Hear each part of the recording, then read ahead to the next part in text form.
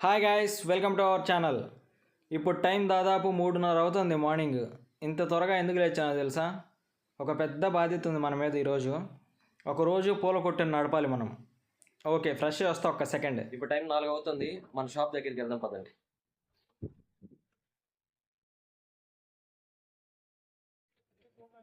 Atmakur bus స్టాండ్లో ఉన్నాము. దీని పక్కనే మన షాపు. అటు వెళ్తే వస్తుంది. పదండి పోదాం. ఇదిగోండి, ఇదే మన షాపు.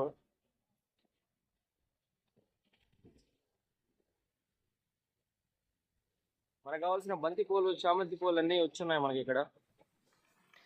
ఈరోజు ఈ వీడియోలో మనం ఒక పూల కొట్లో ఉండే వ్యక్తి యొక్క లైఫ్ ఒక రోజు ఎలా ఉంటుందో చూడబోతున్నాం. ముందుగా నేను ఇంటి దగ్గర నుంచి 2 బుక్స్, కొంచెం చేంజ్ తీసుకొచ్చా. ఇక్కడ మనకి వ్యాపారం జరిగేటప్పుడు చిల్లర కావాలి కదా, దానికోసం. అక్కడ చూడండి, మొత్తం సర్దుకుంటున్నాను కావాల్సినటువన్నీ. ఇప్పుడిప్పుడే బిజినెస్ స్టార్ట్ అవుతుంది. ఇంతకుముందు కొన్నిసార్లు ఒక గంట 2 గంటలు అట్లా ఈ షాప్ మేనేజ్ చేశాను, కానీ ఫస్ట్ టైం ఒక రోజంతా చూసుకోబోతున్నాను. ఎలాగో ఫెయిల్ అయ్యాను, తమ్నైల్లో చూసారు కదా, అది ఎలాగో చూద్దాం. ఎర్లీ మార్నింగ్ 4 అయింది. ఇక్కడ వచ్చి కూర్చోన్నాను ఆత్మకూరు బస్ స్టాండ్ పక్కన మన షాప్లో. ఆల్రెడీ మన అన్నోళ్ళన్నీ సర్ది పెట్టున్నారు ఇక్కడ పూలన్నీ. ఈరోజు రేట్లు ఎలా ఉన్నాయో కొద్దిసేపట్లో చెప్తా. కామ్ బిఫోర్ ద స్టామ్ అన్నట్లు అక్కడ చూడండి, ఖాళీగా కూర్చో ఉన్నాను కామ్గా. ఇప్పటికైతే ఎవరో కస్టమర్స్ పెద్దగా ఏం రాలేదు. సో ఈరోజు మన టార్గెట్ వచ్చేసి ఇక్కడ ఉండే పూలన్నీ అమ్మేసి ఇంటికి వెళ్ళిపోవాలి మధ్యాహ్నానికి. ఇక్కడ కనిపిస్తున్నాయి కదా బంతిపూలు. బంతిపూలు 2 రకాలు కనిపిస్తున్నాయి చూడండి, ఒకటి ఆరెంజ్, ఒకటి ఎల్లో. ఇక్కడ పూలు చూసుకుంటే చామంతిలో 2, వైట్ చామంతి, ఎల్లో చామంతి, ఆ పక్కన గులాబీలు ఉన్నాయి. లాస్ట్గా బుక్స్ ఎప్పుడు పట్టుకున్నానో తెలియదు. ఇక్కడ చూడండి, బుక్స్ పట్టుకుని ఎంత బుద్ధి కూర్చో ఉన్నాను. మనకి ఇవ్వాల్సిన లెక్కలన్నీ రాస్తూ కూర్చున్నా. టైం దాదాపు 5:30 అయింది. మనకి ఇక్కడ చూస్తే చామంతిలో 2 రకాలు ఉన్నాయి. రోజాలు, పన్నీర్ రోజా అంటారు.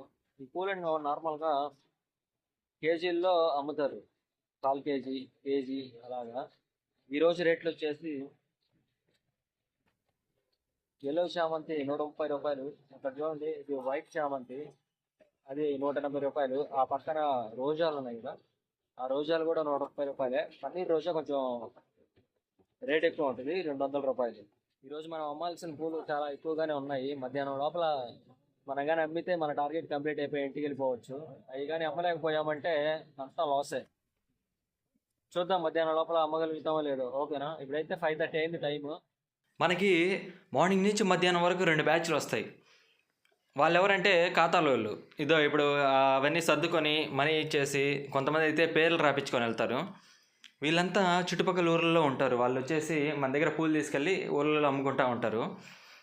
ఈ ఎర్లీ మార్నింగ్ ఈ బ్యాచ్ కొంచెం కామ్గానే ఉంది, కానీ మల్లెపూలకు వస్తారు 11 ఆ టయానికి చాలామంది వస్తారు.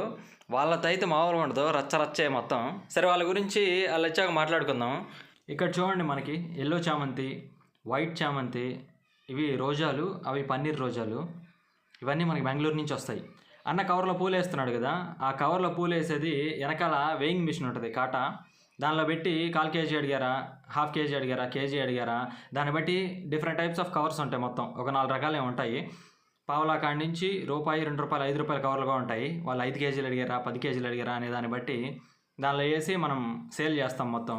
ఇక్కడ ఒక హర్టింగ్ థింగ్ ఏంటంటే, ఇప్పుడు కస్టమర్స్ వచ్చి 10 రూపీస్ కాయిన్ ఉంటుంది కదా, అది ఇచ్చినప్పుడు నేను తీసుకున్నా.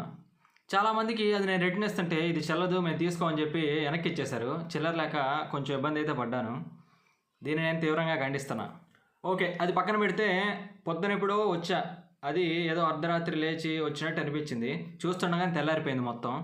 ఇక్కడ చూడండి, కాకపోతే మనం తెచ్చిన పూలు తెచ్చినట్టే ఉన్నాయి, చాలా స్లోగా కదులుతున్నాయి. వీటన్నిటిని అమ్మేసరికి ఈరోజు అవుతుందో లేదో కూడా తెలియదు. ఇప్పుడు మనకి బ్రేక్ఫాస్ట్ బ్రేక్. టైం 8:50 అయింది.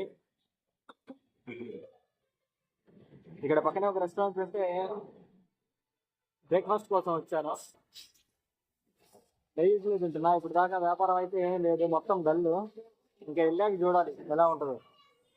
పక్కనే ఒక రెస్టారెంట్ ఉంటే వెళ్ళి నెయ్యి ఇడ్లీ ఆర్డర్ చేశాను. అలా ఇడ్లీ మీద 2 లేయర్లు పొడేసి మళ్ళీ 2 లేయర్లు నెయ్యి వేసి సూపర్గా ఇచ్చారు. కాస్ట్ 50 రూపీస్, చాలా బాగుంది. ఫస్ట్ హాఫ్ అయితే మొత్తం ఫ్లాప్, సినిమా అట్టర్ ఫ్లాప్, ఏం లేదు మ్యాటర్. ఆ తర్వాత వచ్చి కూర్చో ఉన్నాము. ఇక్కడ చూడండి, ఇక్కడ మన షాప్లో పనిచేసే అన్నతో ఇంకా డైలీ ఎలా ఉంటుందన్న ఏంటి అని చెప్పి కనుక్కుంటా ఉన్నాను. టైం ఆల్మోస్ట్ 10 అయింది. ఇక మల్లెపూలకి వెళ్ళున్నాడు ఒక అన్న. ఆ మల్లెపూలు వచ్చేసరికి లేట్ అవుతుంది మనకి. కాకపోతే ఇక్కడ కస్టమర్స్ అందరూ ఆల్రెడీ వచ్చేస్తున్నారు చూడండి. వీళ్ళు వచ్చి చాలాసేపటి నుంచే వెయిట్ చేస్తున్నారు, నన్ను అలాడిచ్చేస్తున్నారు. బాబు ఆయనకి కాల్ చేయి బాబు, ఎక్కడికి వెళ్ళిపోయాడని చెప్పి. ఈ బుక్ కనిపిస్తుంది కదా, ఈ బుక్లోనే మొత్తం డీటెయిల్స్ అన్నీ రాయాలి. ఇంకా అక్కడ కూర్చుంటే ఇంకా ఈ మల్లెపూల డ్రామా స్టార్ట్స్. వీళ్ళంతా ముందుగా వచ్చి వెయిట్ చేసి వాళ్ళకి ఎంతెంత కావాలని చెప్పి మనకి ముందుగానే లెక్క రాసుకుంటారు. ఈ మల్లెపూలు మాత్రం మనకి ఇందాక కేజీలు అని చెప్పాను కదా ఆ పూలు, ఈ మల్లెపూలు మాత్రం లీటర్స్లో అమ్ముతారు. 1 కేజీకి 3 లీటర్లు అన్నట్టు. ఇక్కడ చాలా ఊర్ల నుంచి వచ్చి ఉంటారు వీళ్ళు. సాయంత్రానికంతా లేదా మధ్యాహ్నానికి ఇంకా రిటర్న్ వెళ్ళిపోయి అక్కడ ఊర్లలో అమ్ముకుంటారు. వచ్చిన ప్రతి ఒక్కరూ నాతో ముందుగానే వాళ్ళకి ఎన్ని లీటర్లు కావాలని చెప్పి రాపించుకున్నారు. కాకపోతే మనకి ఈ మల్లెపూలు క్వాంటిటీ వచ్చేదాన్ని బట్టి అందరికీ అడ్జస్ట్ చేసి పంపించాలి మనం. అంటే కొంతమంది ఎక్కువ కావాలని రాపించుకొని ఉంటారు, కొంతమంది తక్కువ కావాలని రాపించుకొని ఉంటారు. కాకపోతే మనం అందరికీ సరదాలు కాబట్టి వాళ్ళు అడిగినంత ఇవ్వకుండా మనం ఇచ్చింది వాళ్ళు తీసుకొని వెళ్ళిపోతుంటారు. అక్కడి నుంచి ఇక్కడ ఒక ఆయన నా దగ్గర నిలబడుకున్నాడు కదా, ఎంత అయితే మామూలుగా లేదు విషయం. ఆయన మనకి అడ్వాన్స్గా 600 ఇచ్చేసాడు.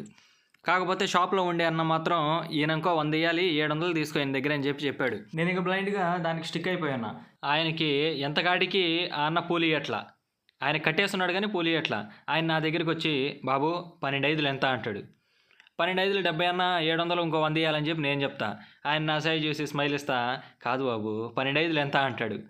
ఏందన్నా మళ్ళీ అడుగుతావు, 12 70 700 ఇంకో 100 ఇవ్వాలని చెప్పి నేను. ఇక ఆయనకి ఏం అర్థం కావట్లా, నా సైజ్ అట్లే చూస్తున్నాడు. ఏందబ్బా ఆయన ఇంత తీక్షణంగా చూస్తున్నాడు అని చెప్పి 12 5 ఎంత అని ఆలోచిస్తే 12 5 60 కదా, 600 కదా. అన్న 600 కాకపోతే నువ్వు ఇంకో 100 ఇవ్వాలి, ఆ 100 ఇచ్చేసామంటే నీకు పూలు ఇస్తా అని చెప్తున్నా.